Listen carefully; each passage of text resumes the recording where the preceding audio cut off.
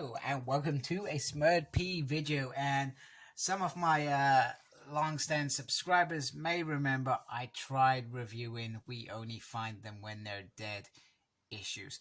And firstly, let me apologize because I completely let that slide phenomenally. So I let it slide so bad that I only read the issues last month, you know, for the book one, The Seeker.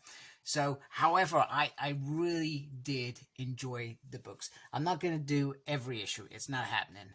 And in all honesty, I'm not going to even review this story.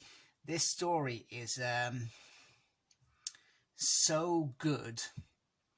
I feel you have to buy it. And I feel once you buy it, you will not regret it. I sold those issues. It's only 5 issues. What, £2.25 an issue? I think I sold it for like 11 quid, I think, which is more than this graphic novel actually cost me. I got this graphic novel from Forbidden Planet. I paid 6 quid for it because I'm not sure whether they didn't believe it was going to sell or what, but and I think at one point they wasn't sure there was going to be a round 2. But there is a round 2. Round 2, I think, actually begins this month, funny enough. And I'm not going to go buy the issues. I do spend sometimes too much money on comics. So I'm trying to take a step back. I mean, we got Mighty Morphin Power Rangers. I've got Beast Wars. I've got X-Men. And X-Men Gala, Hellfire Gala that I'm event coming up, which I'm going to go review. I'm not excited for that event. I'm not going to lie. And after the last event was a bit of a letdown, I'll be honest with you. But I'm still going to review it, and I hope it's a good event, and not a dragged out X of Swords just to sell comics event, because I want to read something good this time. So anyway, back to Boom Studios, who are doing this, and you know, I feel like Boom Studios are a fantastic comic company. Ross Ritchie's a great guy. A lot of time for the man. The man goes out of his way to tell people. He's honest with people on how the comic industry works. He's completely honest about it. You keep, you know, or you know, he tries to give tips and stuff to people who want to get in the industry, which is probably a very hard industry to get in, but he does it anyway. So we got these lovely words here. We got Captain there. We got the ship there. We got the lovely side there.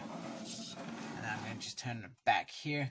And then we got a little bio about Captain Malik and his crew of Fihan 2.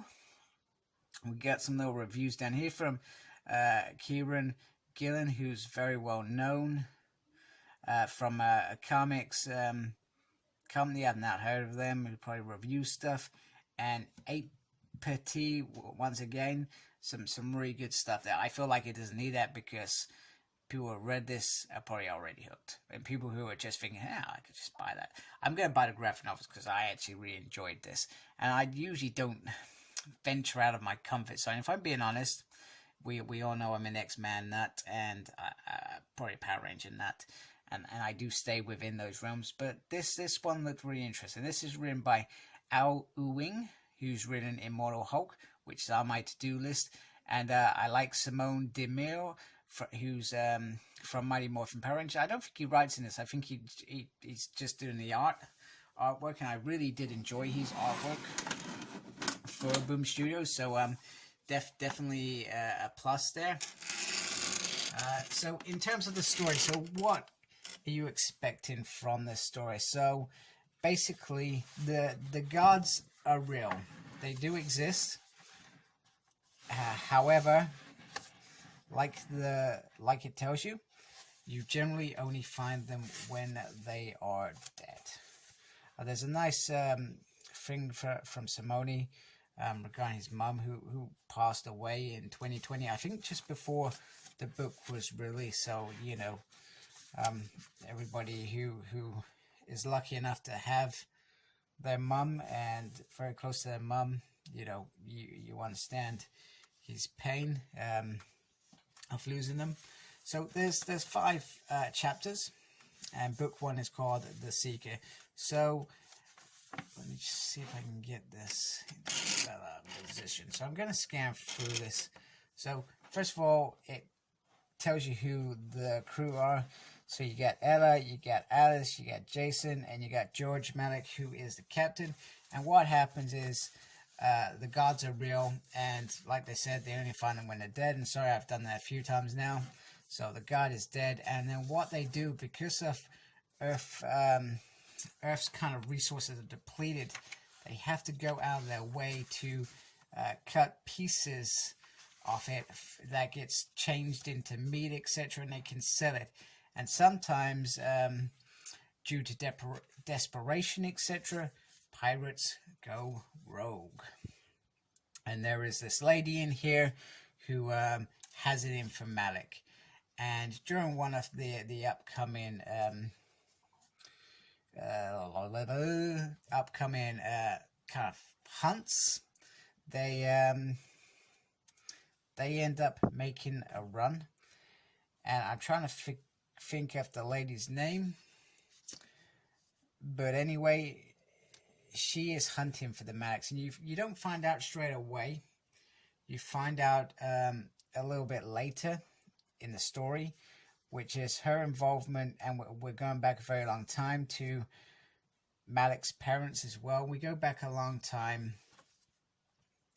when her fiance, who is Malik's brother, ends up being on a ship at the wrong time because Malik had food poisoning. And without ruining the story, there's a whole thing, and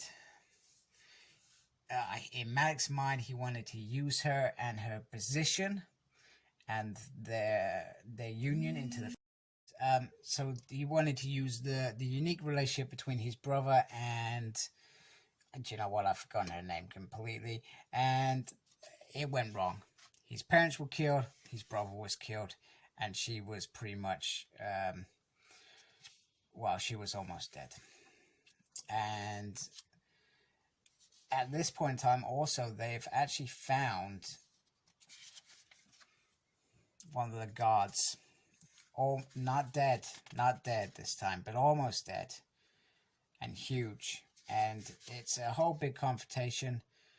There are deaths, which got me, and it's an absolutely brilliant read. And then we get a new year there, 2376, and we've got a god there. So which is where book 1 ends. So it's a great finale. All this cover gallery at the back, which is cool. I like that. So once again, beautiful artwork all throughout this book. It's a lovely tale, book 1, full of conspiracies, misunderstandings that result in a final confrontation.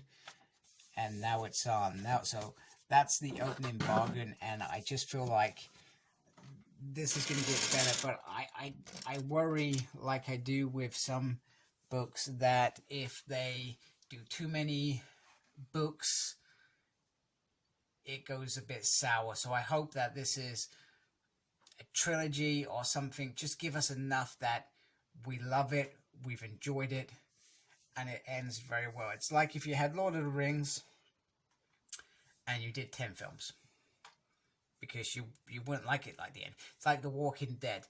You know, you love it up till what, season 7, and then it's just you're going through the motions. So I hope this doesn't become like this, because this was fantastic and I loved it, and you should get it, and you should read it, and you should love it, and you should tell me that you love it unless you hate it, and then you can tell me why you hate it. And I appreciate everybody's opinions. Everybody's tastes it differently. So anyway, if you like my crap, please subscribe to my channel. If you don't, please subscribe to my channel anyway. And embrace the geekiness. Take care. And these guys are fantastic. I'm hooked.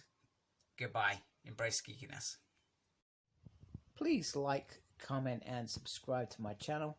Follow me on Instagram, Cyclops Smurd. I'm on Twitter at SmurdP. No idea what I'm doing there. I'm also got a page on Facebook, SmurdP. and embrace the geekiness. Thank you for watching. Take care. Goodbye.